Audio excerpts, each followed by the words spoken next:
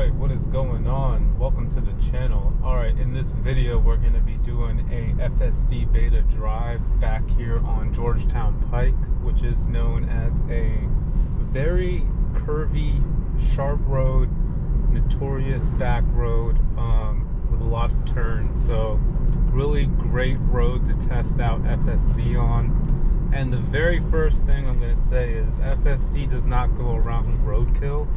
I noticed there was unfortunately a dead animal on the other side of the road, and I saw how everyone had to go around it. And I know that if this was the situation in front of me, that I would have to take over. FSD would probably roll right over it. So always keep in mind, you know, a variable can change your drive with a snap of the fingers. So always be ready to take over. Which is something I'm always telling myself, and if you've seen any of my other videos, you know I do not hesitate to take over. But I really like to test it out here on Georgetown Pike. This is going to be 11.4.9, the holiday update. We got version 12 rolling around here sooner than expected. We already have some people with it downloaded, so I should be in the pool to receive it pretty soon. And definitely expect some more videos out of me redoing all my courses, but on V12, where they're claiming they're getting rid of 300,000 lines of code that's implemented currently in the software that I'm using. They're just getting rid of in the new update. So really interested to see what that's supposed to be like. Is it like a step back and then 2 steps forward, or are they already taking the step back on their end? Who knows? Should be interesting. Heard some rumors like it can read signs and stuff like that. So I wonder if the steering wheel nag will go away. So if you got a Tesla and you use Autopilot or FSD, there's been some type of recall, and if a lot of people are unaware, the recall was just an over-the-air update. But the reason why the recall happened, there's been a lot of speculation, and I've been hearing a lot of different reasons why. But basically, from my understanding and what I've read, is that the notification that said to put your hands on the steering wheel was just too small. So NASTA, the National Highway Transport Authority, they issued a recall on that, saying that we need to have it more prominent on the screen, smack down in the middle, which, as you see now, that's the way it is. So no difference in the capabilities. A lot of the headlines read that Autopilot recalled because it doesn't work and things like that. So please comment below if you had a different understanding, but from what I understand, it's just a matter of it not being noticed enough. Now, for me, it doesn't really make a difference because FSD already came with the cabin camera analytics, with the telemetry, but now that's included with the regular Autopilot. What that means is strikes. So here we are. We're just now starting kind of the more difficult part of the course. So make sure you got your seatbelt on, because that's the biggest rule with FSD. You know, obviously keep your phone out of your hands and your eyes on the road. And that's pretty much a way you can guarantee to not get a strike. There are certain things that can trigger FSD in the cabin camera.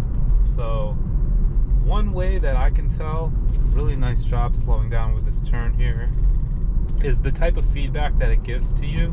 So like notice here it says it in black and white and it's flashing blue. So there's another feedback that it gives with like red hands. And from my understanding, that if that triggers once, and for whatever reason it triggers again for a second time, that's a strike. So my advice is, if you get those red hands, disengage and wait for the icon to pop back up and re-engage. Really well done with that turn, by the way. I mean, this is just becoming like second nature now. Like, I've seen FSD run on this road since 10.2, and now we're on 11.4, and I've really noticed a lot of improvements. Especially when there's cars coming at me, I feel like it drives a little more carefully, and when it's got the open road, it tends to take turns a little faster. Could be because I do have it set to 40 with the speed limit 35. It normally it will adapt the speed based on the dynamics of the road. So like, for example, here we got a kind of a sharp right turn. Car should slow down a little bit, and it didn't. But I guess for a more sharper turn, it will. But it really depends on the dynamics of the road. I guess because it saw there was no one coming at me, it kind of took the turn as is. But let's see how it does here. We've got a pretty sharp turn coming up where there's a notice. Let's see, it says 25 miles per hour. So let's see what FSD does. My guess it'll probably get down to like 30. I hope it slows down. It's already starting to slow down. So we're at 38. And here we go with the turn. So it did slow down to about 33, 30, 29. So yeah, as you can see, it will change based on the dynamics, but it's good to just set it at the speed limit, especially for a road like this. I actually really shouldn't have it at 40. I should have it at 35. But I know that's kind of the more difficult parts are behind me now, and it's kind of more of a straightaway. But all in all, FSD did a really good job, I think. Notice how it slows down on some of the blind spots until it has the view, and then it goes. And notice like how far up it can detect cars too. Like, look how far back the cars are right now, and it's already showing up in my vision here. Well, yeah, there it goes. So, and that's a nice Mustang Mach-E on the other side. Noticing another Tesla right there. A lot of EVs in the DMV area. We have really truly adapted the cause around here.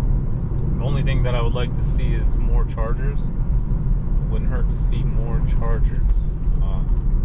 So yeah, if we can open up a couple more Tesla superchargers in the southern Maryland and northern Virginia area, that would be great. If anyone from Tesla is listening to this, I know there is like an online leaderboard where you can vote for the next supercharger location, but most of the locations are like in big cities. So I think the closest one was like somewhere right outside of Richmond. So of course, and then there was one like up 95 on the way towards Baltimore. So of course I voted for those. So if you have a Tesla account, you can jump onto their website under the Supercharging tab and vote for your next favorite supercharger location. Alright, so really sharp turns, FSD handling it like a true champ. Alright, we are coming close to the 495 exit, which is going to be my destination here. I'm trying to make it to. Nice job slowing down on the top of that hill. I like how it does that with blind spots ahead. It kind of makes sure before proceeding, kind of like a human would too. So, and it's getting really natural feeling wise, just kind of shifting from turn to turn. Like, the computer does a really good job. Alright, here we go with one last really sharp turn. Suggested speed 25. Let's see how we slow down for it, and we do. We got down to like 26, 25, perfect. And it took that turn really nicely. Did a great job allowing for that car to get into, as I'm saying, adapting based on the dynamics,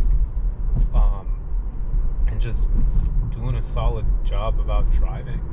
All in all, I mean, with all the data that it gets from all the Teslas on the road, it really shows.